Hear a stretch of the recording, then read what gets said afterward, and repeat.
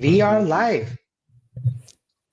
Hello, hello. Good morning, good afternoon, wherever you are. This is day 2 of 10 years of EAT celebrations with Chinmay and myself, Marv.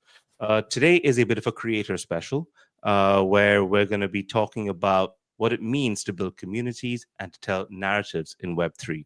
So we have two folks who are among the best in the biz at this. We have Humpty from CryptoSapiens with one of the greatest newsletters that we have for Web3 marketers. And we have Adrienne, one half of the GM Farcaster podcast, who channels the culture of Web3 onto the airwaves. I'm absolutely grateful for Adrienne and Anish Prof for being that, finger on the pulse of what's happening in the crypto space. And between Adrienne and Humpty, you folks are in for an absolute treat. Say hi to my co-host as well, Chinmay from Basket.farm. And yeah, we'd love to get the ball rolling. Let's start with Humpty. Humpty, could you tell us a little bit about your experience in the space? You bring a very detail-oriented look to the way things go, a very results-based thing. So could you tell us a little bit about your background and how you acquired these skills that you're now deploying in Web3? Oh, that's a very kind introduction. That's probably the best thing anybody's said to me in a long time. So I appreciate that. Thanks so much also for inviting me up here. I've been following all of your work for a long time, and it's really cool to be paired up next to Adrienne, who is a superstar in their own right as well. So I could confidently say that I've been a creator, at least when it comes to content, for almost 20 years. One of the things that I did early in my creator journey, if you will, is I was working with Tastemade. Tastemade today is very different from what Tastemade launched as a startup many, many years ago. It was initially built as a platform for communities to come together around food. And one of the tasks that I had was to build this community in LA of foodies who were familiar maybe with another platform where you review these restaurants that you go to. But our tagline was raves, not reviews. And I was creating a lot of content around foods and people's food journey in the city of LA. And in fact, that was one of the first things my wife and I did while we were dating. So we were creating content together. So it's really interesting also to see our journey, very early on that is preserved on the internet. From there, I have continued to, explore the world of, creator and creator tooling. But in 2016, when I came into crypto, I came by way of Tron. So I know that we're talking about Ethereum here today as well. But my first entry into Ethereum was an EVM chain, which was Tron. And we built a lot of interesting tooling and platforms and community there as well. And eventually made my way onto Ethereum mainnet in 2020. And I haven't looked back. I've continued to build upwards in the stack with Base and Optimism as well, and on some of the social platforms like Farcaster that are being built on it. Amazing. And speaking of Farcaster, one of the queens of Farcaster themselves is on this broadcast. I present to you Adrienne from GM Farcaster. Adrienne, could you please tell us a little bit about yourself, about how you got into Farcaster and how you managed to create the biggest podcast on Farcaster? Yeah, first and only, maybe, Farcaster specific podcast. I found Farcaster in late 22, probably about a year after really getting into the Ethereum world. Probably discovered blockchains in like 2016, 17, 18, but as a concept. I was working in kind of enterprise SaaS world, and it was like, hey, here's this new disruptive technology. Go figure out how to incorporate it into the enterprise space. And I had always been just curious about technologies. So I remember trying to learn about blockchain and really just like struggling. Just fundamentally, I found it so like different than anything I'd ever learned before. And was also surprised to see like how slow it was for enterprises to adopt. I know now it's because like enterprises have no use for a blockchain. Like there's no benefit to an enterprise in it. So I kind of see that now. But anyway, so I think it was like probably like many others, 21, kind of the NFT craze. I was like, I was just so curious. And hearing from I remember kind of getting introduced through podcasts and hearing like Chris Dixon, Balaji, Naval, like just talking about Ethereum. Like, and I understood Bitcoin's use case. And I remember hearing about Ethereum as kind of the world computer. It was like, it's a blockchain. So it has all the same characteristics, immutability, and permissionless, global, except you could build on top of it. So like my software engineering background just kind of was like, that's really interesting. What is that all about? So I just kind of like, you just wanted to explore like anything you could just try. I was kind of picking up. And I remember just hearing about Farcaster on Twitter and DM Dan for an invite and joined in. It was really quiet in 2022, I'd say. Like it felt like maybe 100 people would be casting a week, but it just felt like group chat vibes. So I just loved it. I really enjoyed meeting people early on and kind of just got hooked and created a habit. Wow. Farcaster had all builder energy. So it was just people making things. A lot of like developers, but also just like writers, bloggers, artists. And I loved it. I met my co-founder, Nounish Prof, at the first FarCon, which is like the first Farcaster user community meetup in Boston in 22. 70 people traveled on a weekend to meet internet strangers. And she and I met. And then like 2 months later, she pinged me and was like, hey, how do you feel about starting a morning talk show about Farcaster? We both had other jobs at the time. So she tricked me. And she's like, do you drink coffee? Yeah, I drink coffee. Okay. Do you wake up early? Yeah. So she's like, just show up on a Zoom meeting. Like we'll go join a Google Meet.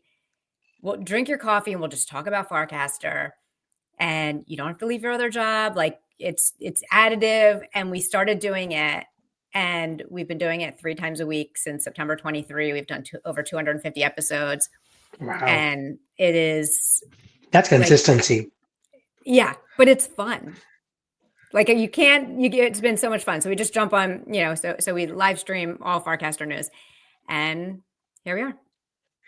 So I just want to add a couple of points there, right? Like I have seen Adrienne casting / like streaming GM Farcaster from like all different kind of places. Like she has done a live one at FarCon.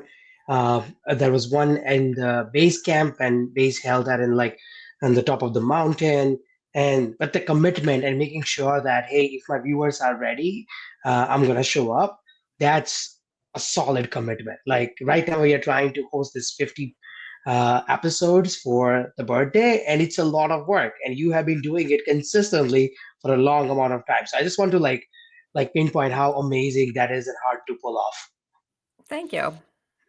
Yeah, and the consistency while also tapping into this culture, because we're in Web3 and we don't realize how insular almost it is. Like what really, really, really matters to us only really matters to kind of a few of us.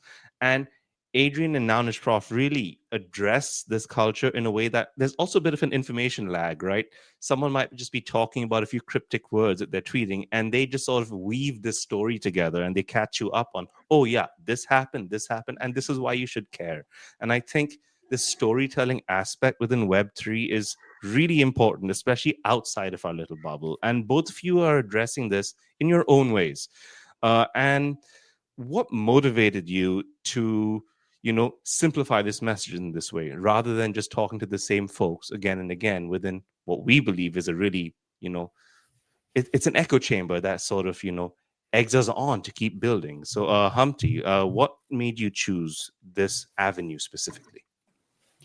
Yeah, so in 2020, gosh, it just feels like so long ago, but definitely over almost 4 years ago, I took on this route of creating content to make crypto more accessible for the masses, right?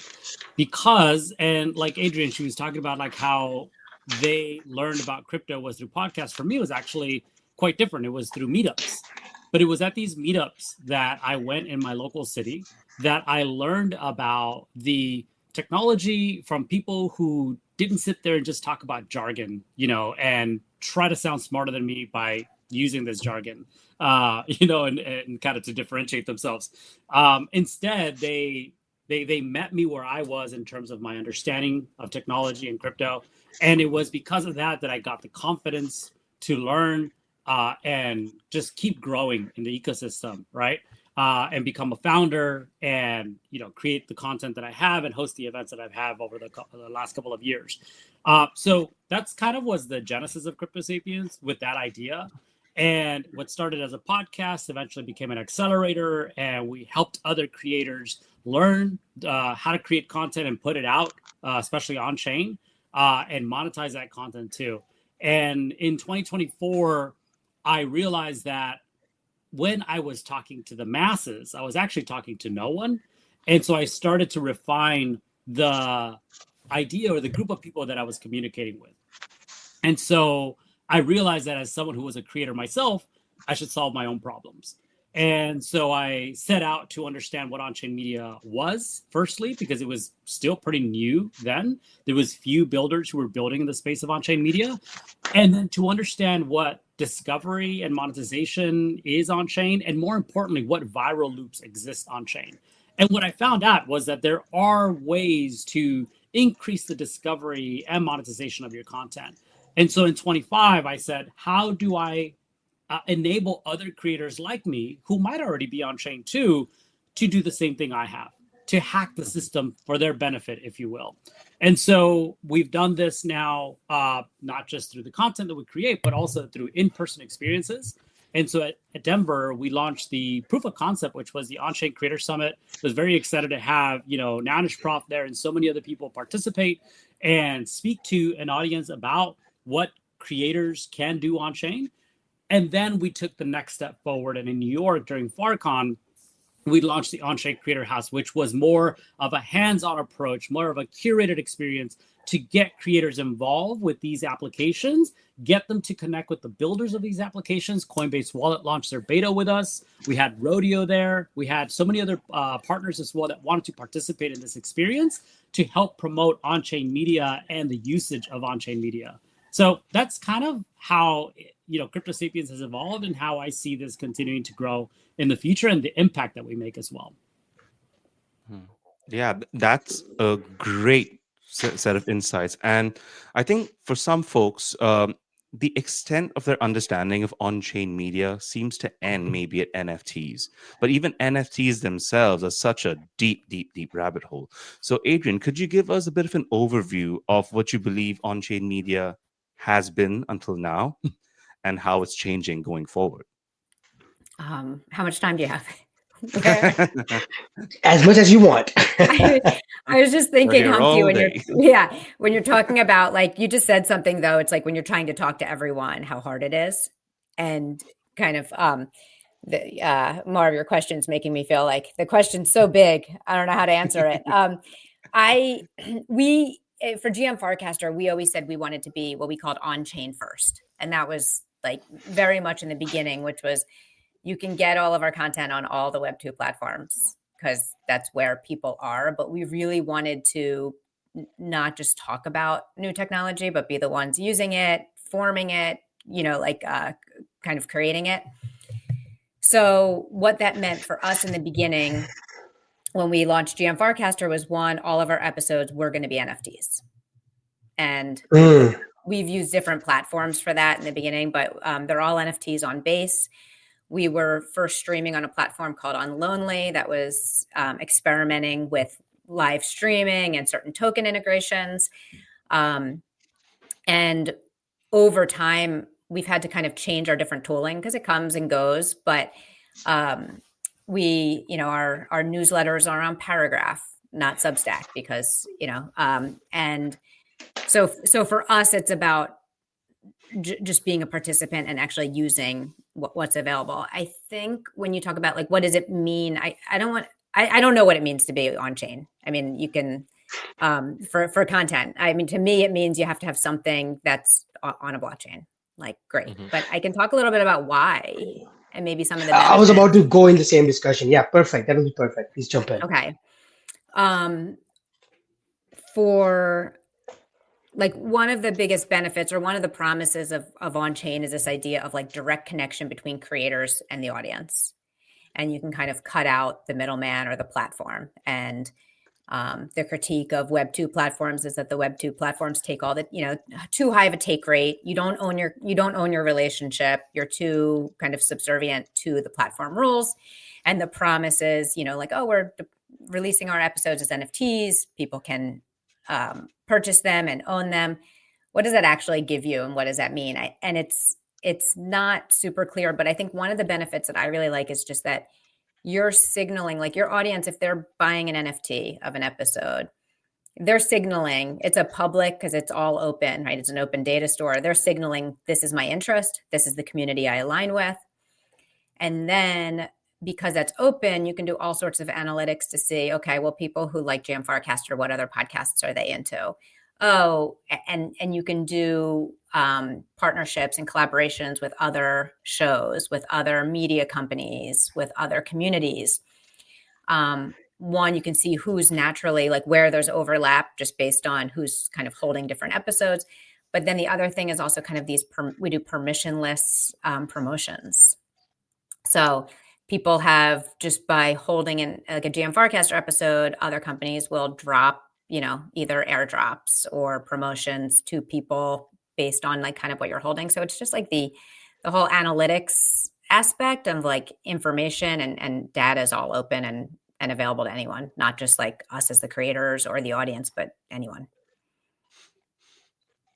So both of our guests today actually have a presence on Pods, which Pods is a Web3 based podcasting platform. And just to fill in the newcomers to the stream, so we're running 10 weeks of celebrating Ethereum's 10th birthday. So we're going to have a whole bunch of creator and builder focused chats just like this.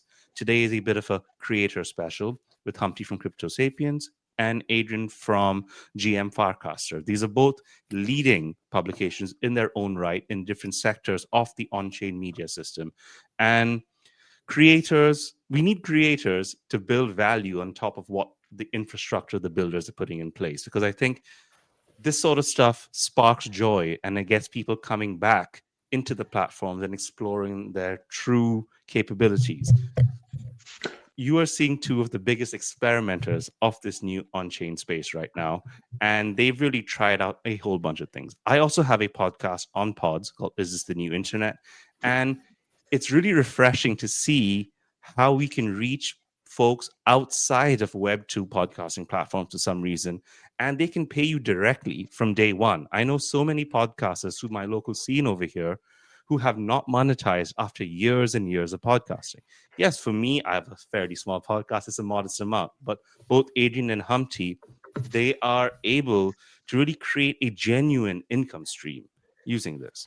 So, Humpty, I know your newsletter really gears towards teaching people these tools. Do we have any guides that you have that you can probably give us a very simple 3-step process of how one of our listeners might be able to leverage something they already have to make the most of these on-chain earning tools that you talk about on your platform? Sure. I also wanted to add in terms of what distribution means to me. Excuse me, let me make sure I plug in my laptop because I just saw that I got a notice and I don't want to accidentally rug y'all. It'd be horrible. But yeah, in terms of like what on-chain media means to me is distribution. So one of the things you were talking about earlier in terms of NFTs being kind of this OG media primitive, I think it's wonderful. I think it's still doing a lot of great things. In fact, a lot of platforms that we use like Pods leverage NFTs. But what's different is the distribution. The audience is being built around these platforms. So like at pods.media, people are going there to consume their content like podcasts, right?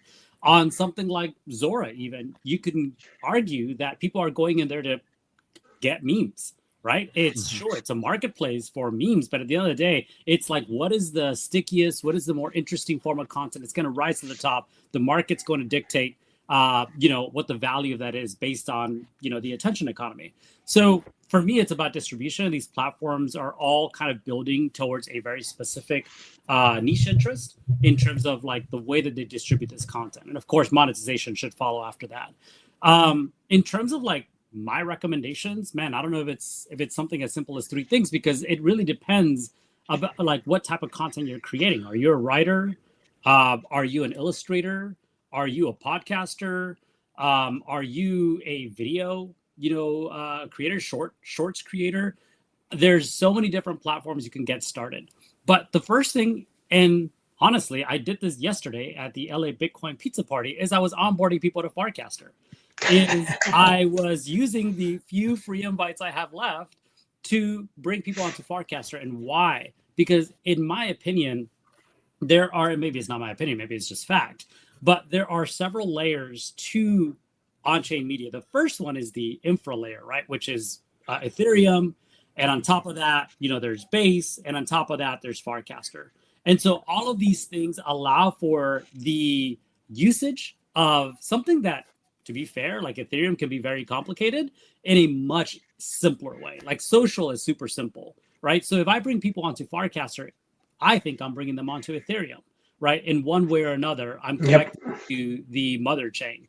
But as they come into Farcaster, as I did with one of the people that I, kind of casted about yesterday, they feel welcome, and they can start building a connection with people like them, right? So that would be my first step. The next step is to understand what type of media they're creating. And in fact, I know this young lady who I spoke to yesterday.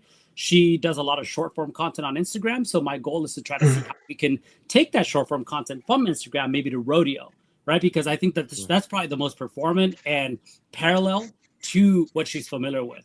And then that would increase that distribution and monetization, and then kind of engaging her community, her audience on Farcaster as well. So that's probably how I would get started, is really bring you onto Farcaster, understand kind of what content you're creating, and then point you to the best platform for it, and then promote the hell out of you, because I'm not going to bring you to Farcaster for you to fail. That's for sure. Fair. So I have one question, a follow up. Like, I would love to hear some hacks, some stories of your experiments that you ran. And you know what? This experiment worked really well. Or this experiment, I was expecting too much and it fall flat. And we all, as a marketer, as content creators, run into those issues. And I would love to get 1 or 2 stories out of both of you. Say, do this, don't do this, before we move on to the next section. I'm going to have to charge you, okay? Because this is going to make you a lot of money. I'll send you some botnet money. Adrienne, do you want to go first? I can go after you. Do you have one in mind? Oh, absolutely. I Yeah, hacked go the for system last year. So in fact, I was talking about this with the folks that I was meeting yesterday, right? And I was giving them this example. And so a good example is I was on pause.media and I was getting short attention, but I wasn't monetizing that attention. So I started to explore alongside, and this is not just like, oh, look at Humpty, he did all this by himself. Like, there was a group of people who were interested in the same problem. Lucas, the founder of Pods, being one of them. David, not David, excuse me, Adam Levy, who's the Mint Mint podcast creator. Anywho, there's a few of us that took an interest in this, and what we realized is if you apply incentives at the right point of distribution, there is an increase in attention where there's an opportunity to monetize that attention. And so how I did it is I took some of the OP that I had gotten from a retro PGF from Optimism for creating content on Optimism, and I used that to create a set of incentives that accelerated the distribution at the point of minting. So after I had minted something, I put those incentives, and it was able to get the first 100 mints on that, which then increased the likelihood of other people finding it on platforms like Daylight and Mint.fun, which eventually allowed it to become visible on something like Coinbase Wallet. And if you think of each of these platforms as windows into the blockchain, each of them has a different group of people looking into these windows. And the people who are looking into these windows are collecting content for a variety of reasons. So if you're able to present your content to different audiences through these incentives, you are able to, with a higher likelihood, monetize that content to tens, hundreds, if not thousands of dollars as well. So, like, let me repeat what you said. Like, so you got some grant money from Optimism, which is Ethereum L2, in order to create content for Optimism. And so it's not really you were working for it, it's just that you built something, you apply for a grant. I don't know what the number was, but like say it's like maybe a couple $1,000 in Optimism token. And from there, you use that money, put that back into the machine, and then we're able to get more than just $1 out of it, dollar for dollar out of it. Correct. You're not okay. putting in the full amount of whatever you're going to earn, but you definitely have to put sufficient funding or incentives attached to it so that it becomes attractive for that first group of people who are going to collect the content. So you're almost giving them like a rebate and a different token for spending on your content. Gotcha. Yeah. And each mint is probably like 7 cents, 10 cents or something. And you're just saying, hey, if I find you see this in like, if you mint this content in like next 24 hours, I'll run a script and give you that money back as an Optimism token, whatever the prices are. And so who wrote the script for you? Like, did you write it yourself? The reason I'm asking is there are lots of listeners who may know how to write code or some may not have write code. You don't have to I know the some code. tools, but I want to know yours. That's the beauty of, on-chain media. And again, this is what differentiates on-chain media, is the fact that there are composable systems that are being built around similar products.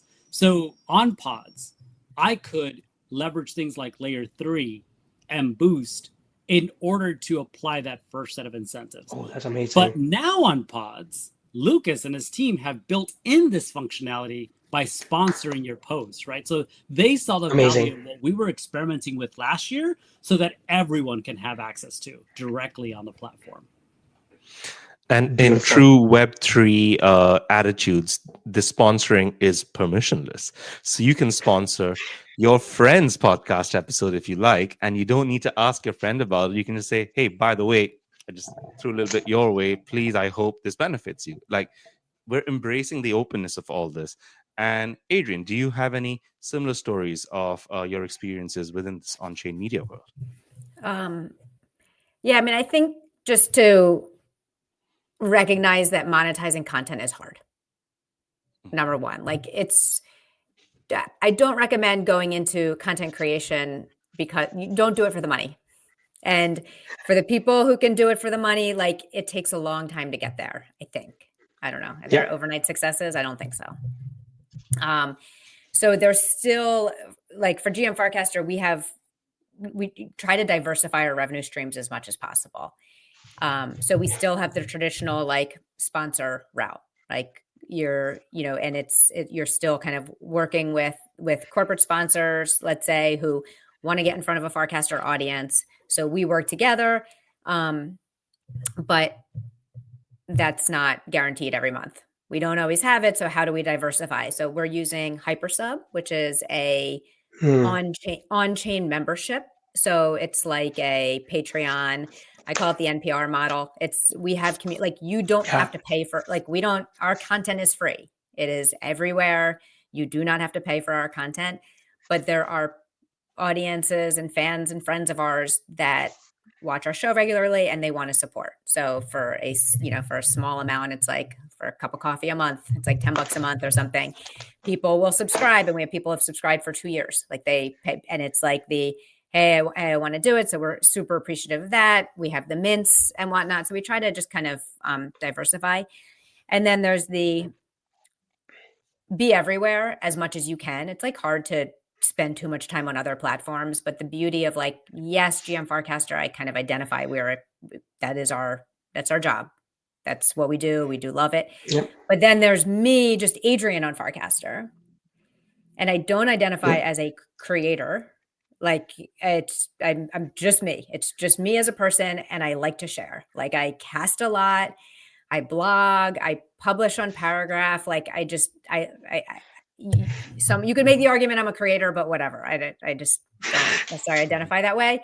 But just being active on Farcaster and kind of, there's just I've earned so much money over 2 years, and I think with the embedded wallet, with all the mini apps now, with support for different chains, like I think, and we're seeing, I just think there's so many more ways to start to monetize just being on social, and kind of and then kind of the line between yourself and your content and how you monetize tends to get a little blurry.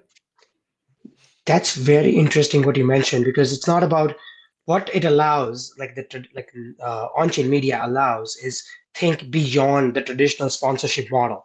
Don't think from the sponsorship, like Humpty just gave us an idea on the grant idea. You can just reach out to different L1, L2s, and then say, hey, if I create this content, I can create content for you and come up with those partnerships. But also what you mentioned, Adrienne, is very important, that, hey, because of this podcast, I'm more known. Because of that, I'm part of more airdrops. I'm part of more whenever the new tokens are basically doing some kind of distribution or some marketing.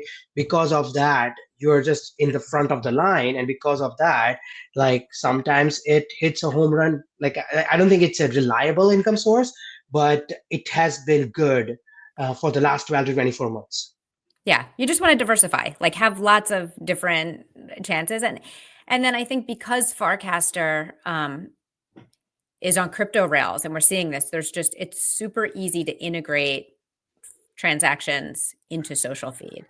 So I don't think like launching a clanker every day is going to be sustainable, right? Just like you can't drop an NFT every day, but there's ways, if you're keyed in, right, to kind of take attention, like monetize on attention for a certain period of time. We just, so like, I don't know, we did on our birthday, like we celebrated our birthday and we put out like, hey, here, we'll just do a birthday NFT.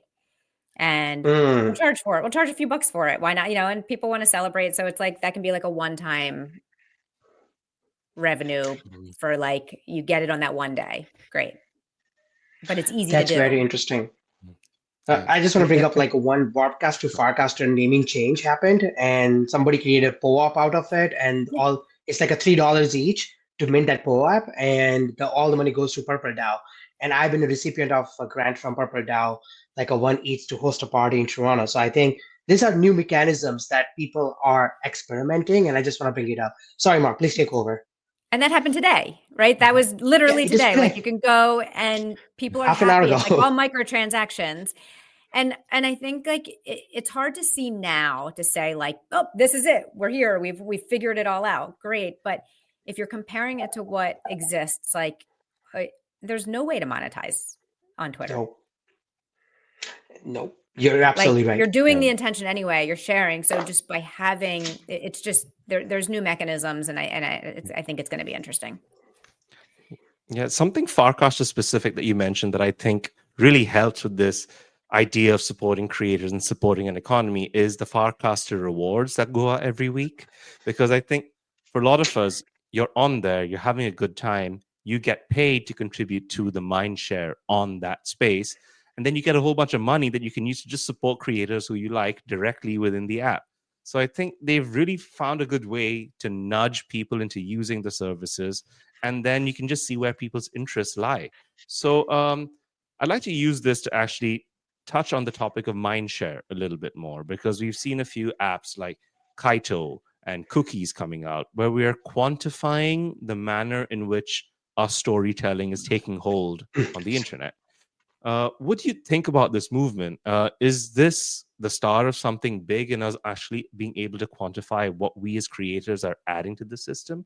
Or is there something else at play? Humpty or Adrienne, whoever feels ready to answer that, you can go for it first. Well, I heard you talk about Cookies and Kaito, and I want to recognize the people who are building it on Farcaster, which is Amps and Noise. I think that it is interesting to see that attention is being... It's almost like attention is a primitive on its own, and people are trying to build tooling for attention. One thing that you also mentioned was this idea that there are ways to earn just by being active on Farcaster, right? Either Farcaster themselves are going to be rewarding you, or through a series of other airdrops, you're likely also going to earn some rewards. And personally, I just like reinvest that back into the platform.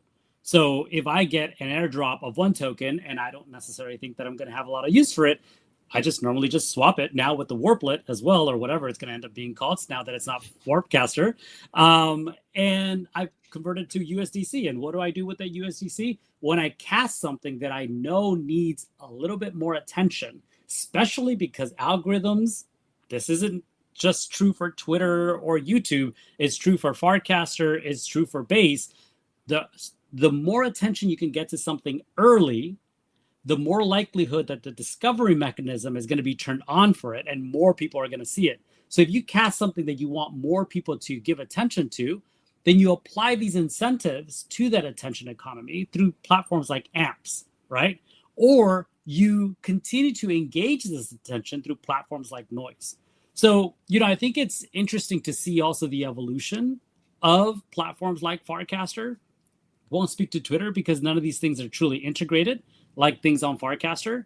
But it's interesting to see how these things continue to develop to make up a new creator economy, which is, to me, like personally, what's the most interesting thing is like, how can we continue to reward creators, and how can creators continue to engage their audience, their fan base, their super fans in a much more meaningful way.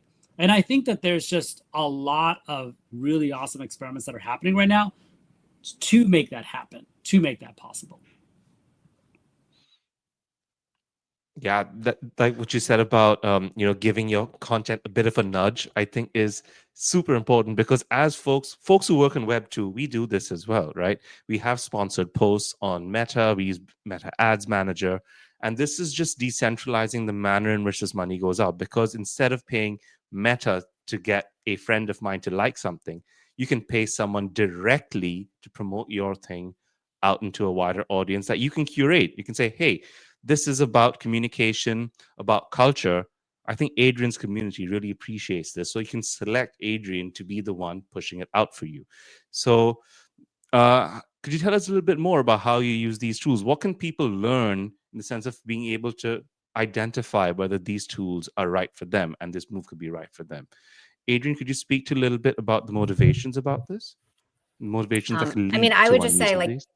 yeah, to answer your question, which is like advice for people to know what tools work for them, don't listen to anyone, just try them out. Like there's so many, the cost to try something is like pennies. Like it near zero. So you're not having to put in a big ad budget. Like they're just tons of tools. They're built permissionlessly from the ecosystem, like in a decentralized manner. So, and you could just try them. So I'm a huge fan of like, no one knows the outcome of anything. So just like run an experiment, try AMPs. Does it work for you? Great. Keep trying it.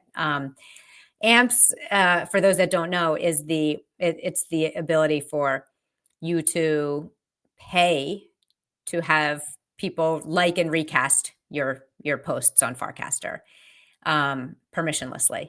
So it's like, and to your right, you said, Mark, it doesn't go to Farcaster, it goes directly. It's like through a complete, like it's through the AMPs app, but having nothing to do with Farcaster. And by the way, let's say AMP starts taking a fee and we don't like their fee, someone else can build another one and do it for a cheaper fee. So it's that's kind of the beauty of this like decentralized permissionless building ecosystem, which I love.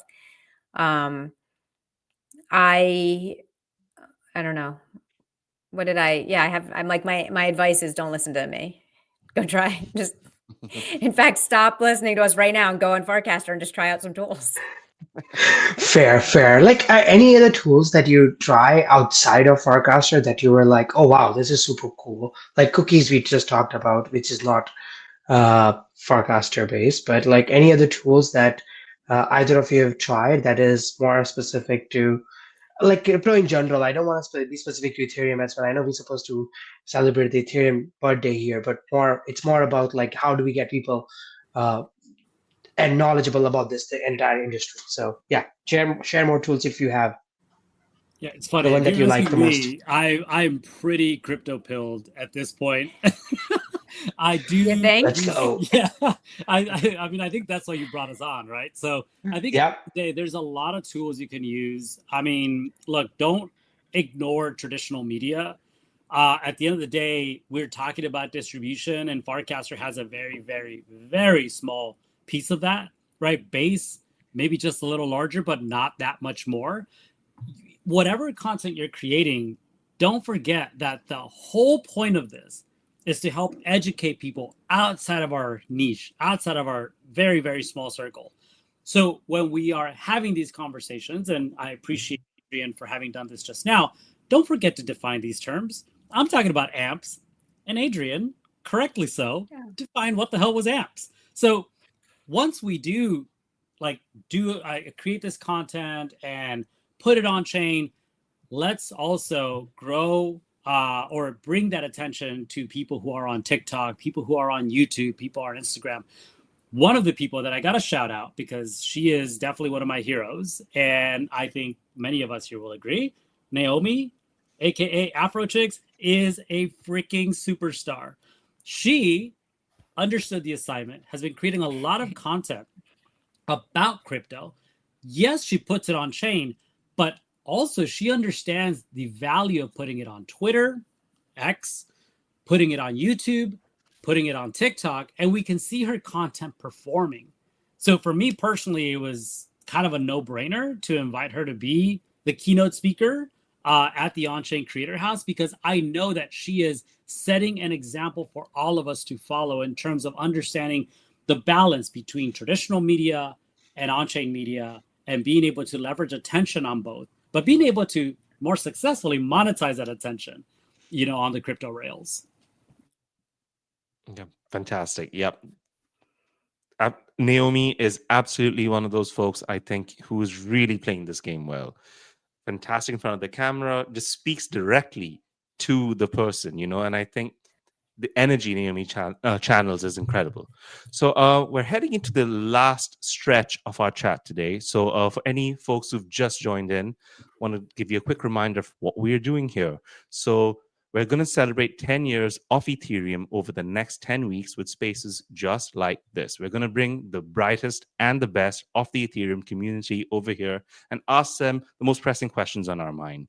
Today is the creator special, where we have Humpty from CryptoSapiens, one of the best newsletters in this space. If you are building content, networks, and talking to people, Humpty will let you cut right through that noise and get to the folks you need to be speaking to. And Adrienne is an expert at tapping into culture on decentralized networks. We are in our little silos culturally in Web3, finding our little pockets, and Adrienne is a master of just connecting all these and giving you the narratives that you need to really care about what's being built in this space. And for our next section, this one will be a little bit more philosophical, a little bit more open-ended. I want us to jam about, what can Web3 do better to tap into the soul of what we're building here. So I know we have hobbies and interests beyond this on-chain world, but through my experience on Farcaster, we have a little football group, we have banter, we make bets, we've brought the real world into our little on-chain space. So what other hobbies and interests do you think that we can do more to accommodate over here to spark that little bit more joy in Web3? Adrienne seems to have an answer. I just hate that my answer is going to be Farcaster, because it's just so cringy and cliche that's all I want to promote today. But one of the things I found most interesting about Farcaster is we don't just talk about crypto. We actually, and people have so many unique and very niche interests. And there have been a lot of people who have kind of onboarded their friends. I think what we found is if you come onto Farcaster not from a crypto background and not having a friend to kind of hold your hand, it's really hard. You do get lost. You don't know what but if you're not necessarily part of in crypto, but you have someone to hold your hand, you can find your people. So I can't, for me personally, and I'm just thinking of the photographers. on Farcaster. They're not even necessarily on, but just there's tons of like really, really good photographers, travel information, health and wellness. I mean, there's like an infinite. These are just some of the communities I know that I've kind of have really enjoyed. Oh, there's chefs on Farcaster that are posting their menus and kind of sharing what they're creating. And like, yeah, they're like crypto chefs, but what does that even mean? Like they own crypto? I don't even know. So they just, I think, and I don't know why Farcaster does this. I think because it's small enough that you can kind of find the niches, or it's attracting just nerds. Like it is the nerdiest in the best way, like just really curious, genuine, like people like nerd out on things. And I think that's great. But yeah, what are we doing? I think we do a great job on Farcaster of like reaching outside of crypto. But to Humpty, your point, we're still so small. Yeah, the person who I onboarded yesterday, literally in her DMs after she woke up this morning and saw how viral that cast had gone, she was enthusiastic at the excitement around her just showing up, right? And my answer to her was, we are all just very nice nerds in here. Like we literally are geeking out about what we love, and we do it in public. And I really love that. And if I could add anything to what Adrienne said, is just come as yourself. Don't come to try to pretend to be someone else or to try to, embody a persona that is not authentic. It will show, right? Come as yourself, bring all of your interests. And if there isn't a group that is leading those interests, lead them for yourself.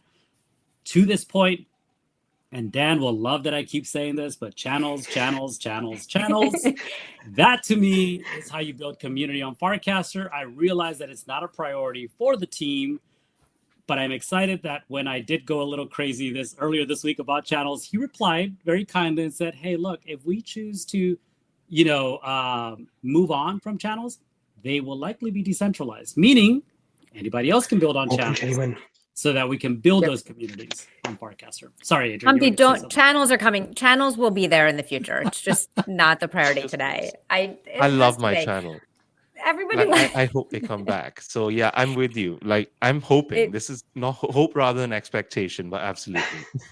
By the way, I stopped using channels because it was like, but we should all just go back, use the channels, and then a little bit vote with your feet.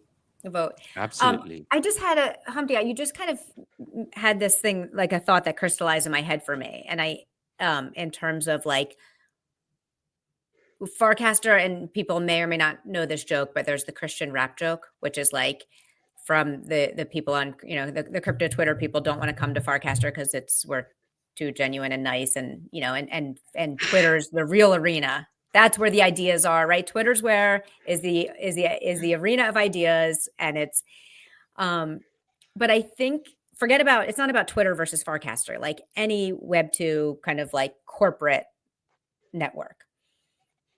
The only way you monetize is through, like you actually can't monetize, right, directly through the platform. You can get sponsorships outside, but so the way you monetize is with audience. The higher your engagement, the higher your numbers. That's the only thing of value, is how many followers do you have and what are your engagement metrics. So it's probably not surprising when you look at, show me the incentive and I'll show you the behavior. We're humans, like we love looking at a car wreck and we love looking at drama. So you tend to see a race to some bad behavior. And like, I don't know, that doesn't draw. So on Farcaster, right? Are there some engagement farming? Sure. Right. But when you're voting with your eyeballs, but because you're also have the ability to kind of like with this built-in money, like I might be stuck looking at a video I don't want to look at on TikTok, but I'm not going to give them $5. I'm not going to be like, yeah, here's my money too. Like I'm giving. And because that's all completely baked into crypto-based rails, the behavior you see, I think, can tend to be more aspirational. It's like, yeah, this is the behavior our parents want us to behave like. Like it's a little more civilized because that actually, the incentive is there. So it's not just, I'm I'm looking at the crap because I can't turn, it's like you got to look at it, but I'm not giving you my money. And look at the people you I'm are. not tipping So the shipwreck. Yeah. I think so. I don't know. I just thought of that just now, but I think there's something there that's probably why you might be getting better outcomes on a crypto network. That's amazing. No, that's amazing. So I just want to call out the audience for one last time before we end, and like pass it to Marv for more like last questions. If in the audience, if you guys have any questions, put it in the comments. We have a friend who's just putting it in our feed as well. 1, 2. If you're really liking and enjoying it, let's push this number higher. Please like, share, retweet right now. Let's get people more into it. Also, if you haven't followed this channel, because we don't have any other way for us to reach out to you, make sure that you follow and put the notification bell on so that when we go live tomorrow, or sorry, on Monday, same time, you'll get put it in the context as well. So if you have questions, put it in there. At least you can say GM or hello, happy birthday to Ethereum to get the conversation going. And back to you, Marv. Yes, please. So we are celebrating 10 years of Ethereum. So could you please tell me the one aspect of Ethereum that you personally would like to celebrate? We can start with Adrienne. Oh,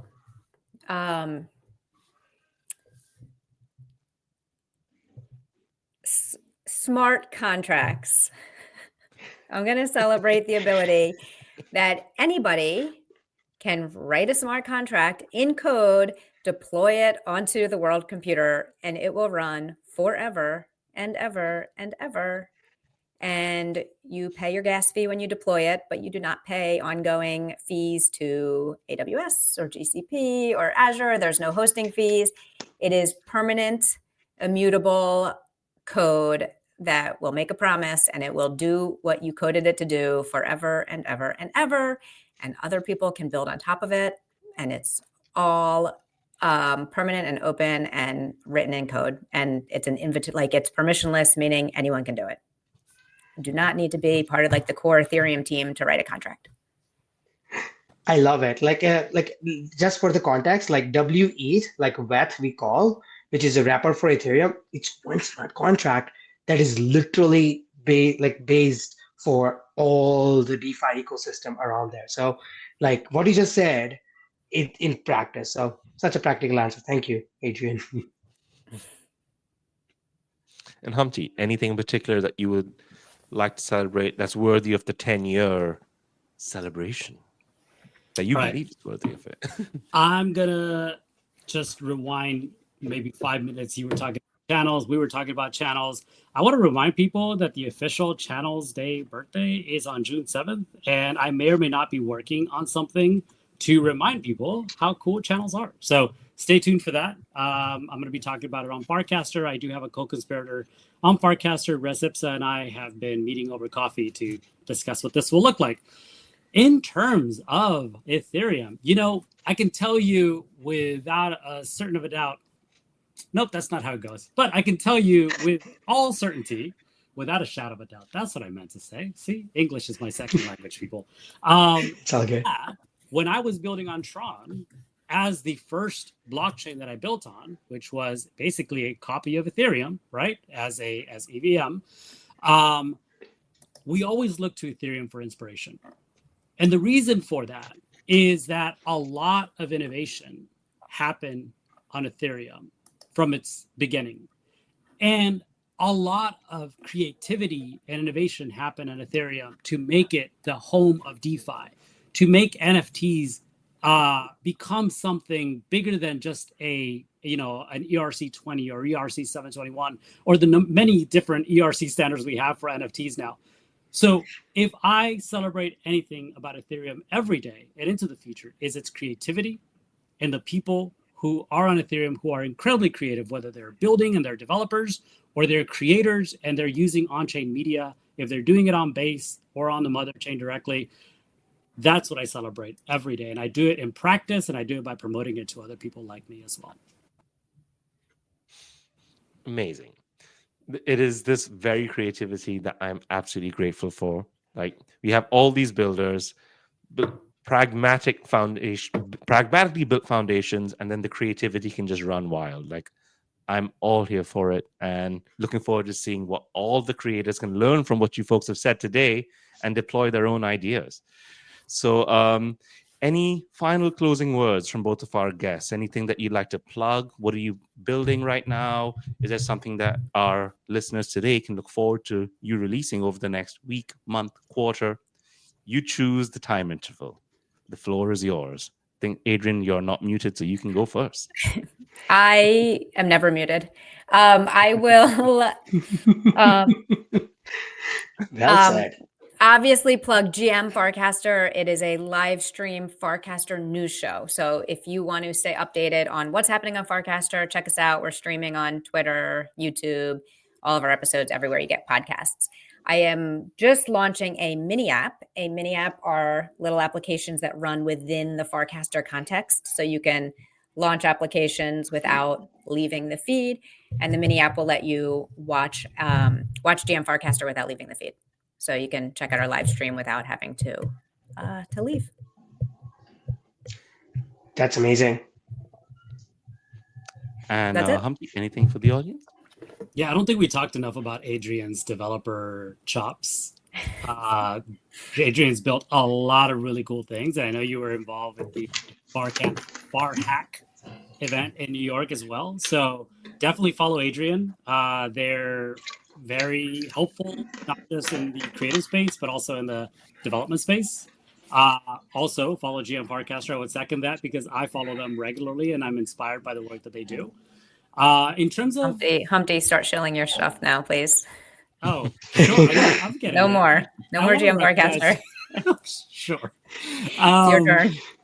So yeah, just follow me on Farcaster. I'm at Humpty at humpty.eth. I'm gonna, like I said, be talking about what the official Channels Day celebration will look like. Continuing to build on the On-Chain Creator House, which was, like I said, a concept that we started earlier this year in Denver, continued in New York, and may or may not be coming to Argentina with DevConnect. So that'll be fun to see how that evolves. But as well, trying to meet creators where they are everywhere around the world. So we might not just be going to Argentina, but we might be going to 2 other countries as well. So stay tuned. Amazing. Connect with me on Farcaster, and I'm occasionally on Twitter at Humpty0x as well. Fantastic. Thank you, Adrienne and Humpty, for joining us. You are incredible guests. Thank you, guys. Folks, please give them a follow.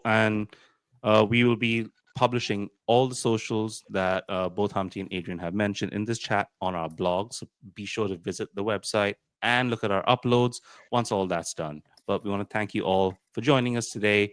We've got plenty more weeks of lots of deep chats with top level folks from all over the Ethereum ecosystem. So make sure you're following, make sure you tell your friends, and we really look forward to seeing you on Monday.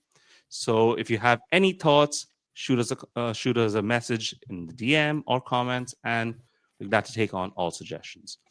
So this is Chinmay and Marv and Humpty and Adrienne signing off from the chat today. You folks take care. Thanks, guys. Bye. And